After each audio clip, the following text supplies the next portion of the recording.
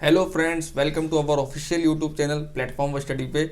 आप सबको पता ही है, बार्क वर्क असिस्टेंट का जो एग्जाम फरवरी में हुआ था उसका रिजल्ट आउट हो चुका है, कट ऑफ भी आ चुकी है। तो जिन लोगों का सिलेक्शन हो गया है अब उनका एडवांस एग्जाम भी होना है। तो अभी आपको शांति से बैठना नहीं है। अभी आपका कोई सिलेक्शन नहीं हो गया है कि आपको नौकरी मिल गई है, तो अभी आपकी एक अभी एडवांस टेस्ट होगा, उसका स्किल टेस्ट होगा, उसके बाद जाके आपको जॉब मिलेगी। तो हम एडवांस टेस्ट की तैयारी कर रहे हैं। ये पार्ट नंबर 2 होगा। इससे पहले मैंने पार्ट नंबर 1 अपलोड कर दिया है। अगर आपने प्रीवियस वीडियो नहीं देखी तो जाके प्रीवियस वीडियो देख लीजिएगा।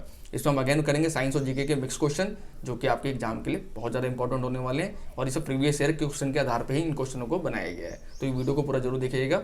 और अगर आप चैनल पहली बार है, चैनल को सब्सक्राइब कर लीजिएगा, वीडियो को लाइक शेयर कीजिएगा अपने फ्रेंड्स लोगों के साथ में, और टेलीग्राम चैनल मेरा ज्वाइन कर लेना। ठीक है, तो चलिए पहले सवाल से हम शुरुआत करते हैं।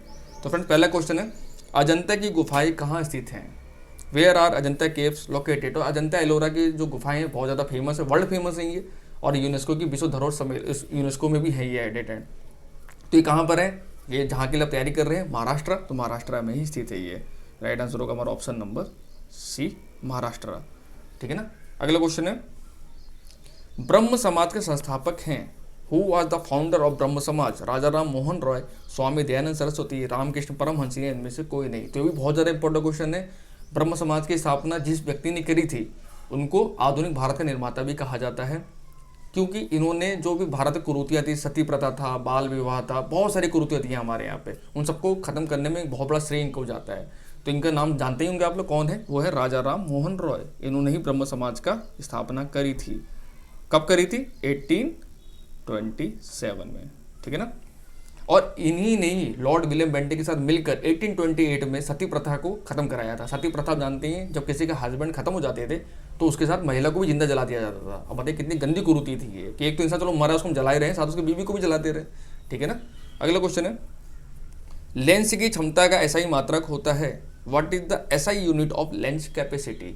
तो एसआई यूनिट हमेशा फेवरेट टॉपिक होता है बार्क एग्जाम के लिए। ठीक है ना। तो बार्क एग्जाम में एसआई के जितने भी इंपॉर्टेंट आपके टॉपिक हैं, मतलब एसआई यूनिट जितने भी हैं 15-20, उनको आप जरूर याद करके जाइएगा पेपर देने जब भी आप जाएंगे। 7 तो हमारे मेन होते ही होते हैं, उसके अलावा भी आप याद करके जाएंगे। और इसका जो राइट आंसर है वो है डायोप्टर। तो लेंस की जो पावर होती है वो डायोप्टर में मेजर की जाती है।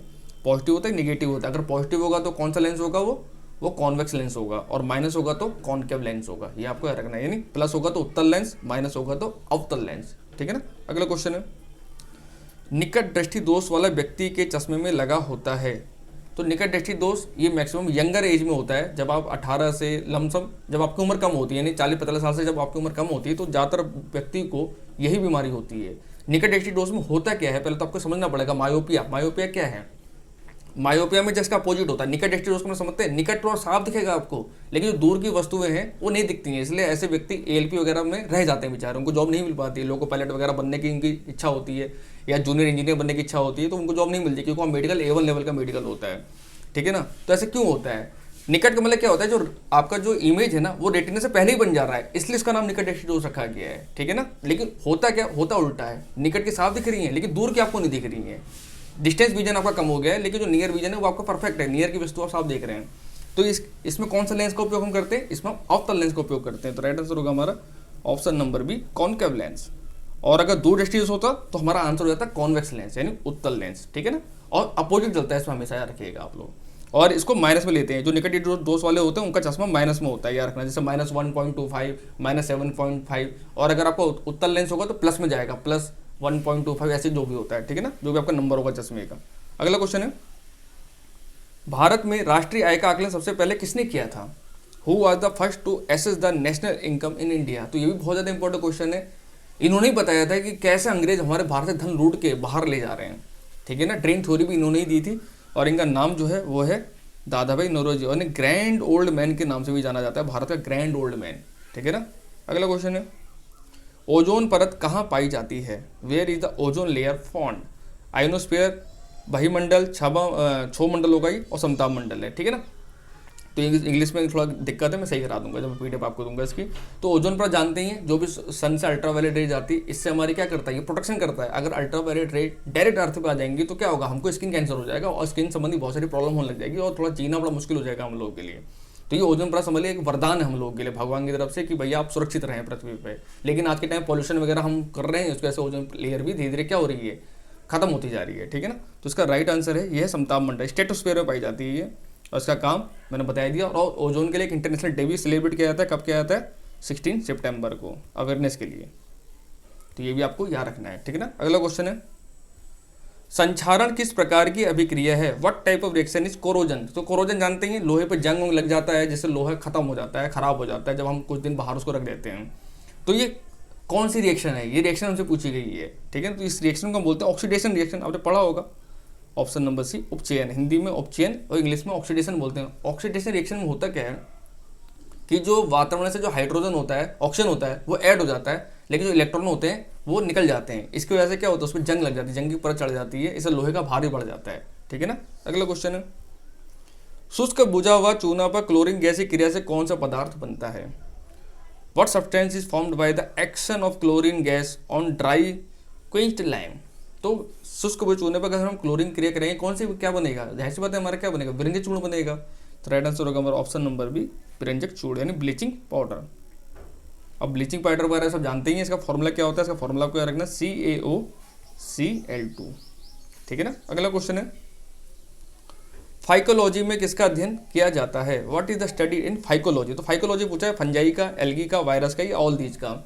तो फ्रेंड्स, साइंस की बहुत सारी ब्रांचेस है जिसमें अलग अलग चीज़ का हम स्टडी हम करते हैं, ठीक है ना। तो जैसे फाइकोलॉजी है, फाइकोलॉजी स्टडी किसका है? ये स्टडी होता है आपका एल्गी का, यानी शैवाल का, ऑप्शन नंबर बी। अगर कवक का पूछेगा तो क्या होगा? माइकोलॉजी। कवक के अध्ययन या फंजाई की जो स्टडी होती है उसको हम बोलते हैं माइकोलॉजी। ये भी आपको रखना है, ये भी इंपॉर्टेंट क्वेश्चन है, ठीक है ना। और विषाणु क्या होता है? वायरोलॉजी। वायरस से क्या होता है? वायरोलॉजी, इसमें वायरस का अध्ययन हम करते हैं, ठीक है ना। अगला क्वेश्चन है, मीना माता रोग किसके कारण से हुआ था? What caused Minamata disease? Mercury, zinc, cadmium, lead. तो ये क्वेश्चन कल मैंने टेलीग्राम पे भी पूछा था आप लोगों से मैंने, और मुझे बड़ा ताज्जुब हुआ कि इस क्वेश्चन का आंसर बहुत कम ही लोग जानते हैं अभी तक, जबकि क्वेश्चन को मैंने कितनी बार कराया आप लोगों को। तो जो मीना माता रोग है, इसका जो पहला केस आया था जापान में आया था, ठीक है ना। जापान वालों ने इसका नाम मीना माता रखा था। तो ये किसी कमी से होता है? ये हुआ था पारा की वजह से, ऑप्शन नंबर है मरकरी। और इसका केमिकल फॉर्मूला क्या होता है? इसका केमिकल होता है Hg, ठीक है ना। थर्मामीटर वगैरह में पारा का उपयोग किया जाता है, आपको पता ही है। और उसका गलनांक बहुत कम होता है, -40 डिग्री तक, -39 डिग्री का गलनांक होता है, ठीक है ना। अगला क्वेश्चन है, भारतीय संविधान के किस अनुच्छेद में राज्य के नीति निर्देशक तत्वों का उल्लेख है?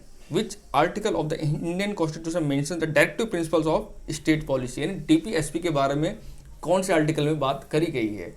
तो DPSP का जो बात करी गई है वो करी गई है आर्टिकल 36 से 51, ऑप्शन नंबर सी।